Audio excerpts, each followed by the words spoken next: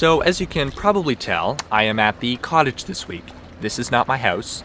So I was up here and I was thinking, what kind of video ideas do I have that I can make here? And I was thinking, hey, I've been bringing my drone to the cottage for the last year or two. And obviously, there's not a lot of room to fly on land because there are trees and obstacles everywhere. So most of the flying you can do up here is over the water on the lake. So I decided I will make this video giving you my top 6 tips for flying drones over water. So tip number 1 that I have is looking for a solid and stable takeoff spot. For example, I've just been shooting on this deck here. There's all my other junk. And I've been sitting on the bench and in this chair. This is solid. What is not solid is the dock. So it's out here on the lake. And as you can see, if I hold the camera steady, it is moving because this is a floating dock. So it's just anchored to the deck here, and then it has a couple of posts that keep it in place. But especially as this boat wake comes in, you can see that the dock is moving, which, if you have great drone piloting skills, I have taken off from here before, it shouldn't be a problem. But you just want to keep in mind that you may have trouble taking off or landing from this spot. And it also is important to note that this only applies to floating docks. If you have a fixed dock, this shouldn't be an issue. So tip number 2 that I have is to not completely trust the height indicator that is given to you from either your drone app or the controller or the drone itself. So the thing about flying over water is that water from sunrise till the very end of sunset is very reflective. There'll be sunbeams coming down across it. It's wavy, so it's hard for the drone to tell exactly how high it is. So the figure that you get on your screen or your remote control may be slightly inaccurate. And that's why it's very important to stay well below the legal limits that you're allowed to fly at. So here in Canada, it's about 122 meters that you're allowed to fly at. But since this number is inaccurate, I tend to not go much above 100.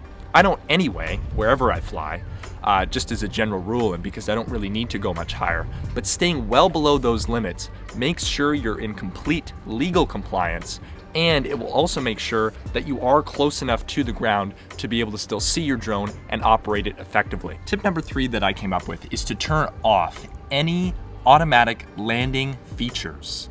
So if, for example, you have a DJI drone, you might know about Return Home, where the drone will hit a certain battery percentage that you specify, maybe 20, 15%, and will automatically start coming back to the position that it's set when it took off. However, there is also other features where if it hits a certain battery percentage, it will just try to land wherever it's at, which, if you're over a lake, that is a really, really bad idea. So before you even attempt to fly over water, familiarize yourself with all of your drone's automatic flying capabilities and turn off the ones that would cause them to land prematurely. So tip number 4 that I came up with is to avoid flying too low. If you've ever used a quadcopter drone, which if you're flying over water, hopefully you have, you'll know that drones and helicopters for that matter work by tilting in a certain direction in order to move that way. So if you're flying low over the water and doing some high-speed shot, which may look really cool, you know, a lot of openings to films have shots like that. So if your drone's tilted like this, going high speed, and then a gust of wind comes down, your drone might go into the water. And in case you weren't aware, drones sink. So hopefully you weren't flying too deep and you can get your drone out. But just make sure not to fly too low.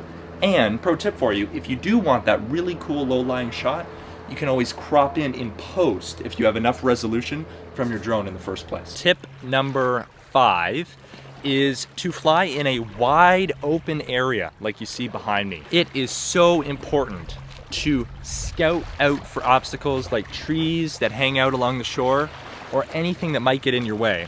And the best way to avoid hitting something is to fly in the open. A lot of the time that means most of your drone flight up here at a cottage or anything like that might be completely over the water, but it's so important because there are obstacles everywhere. And believe me, I should know, I've crashed my drone when I was flying over water in way too tight of a space, as you're seeing on screen right now. And my final tip, tip number 6, is, as always, check and make sure what the legal limits are for flying your drone wherever you are, and stay well within them. On this particular lake, there hasn't been a police sighting in over a decade, but it's super important to maintain strict regulation of your own flight. The other thing too is, if you are in a rural area, get an aviation map, whether it's an app on your phone or a paper copy, and check for heliports, private airports, small municipal airports, because they are everywhere.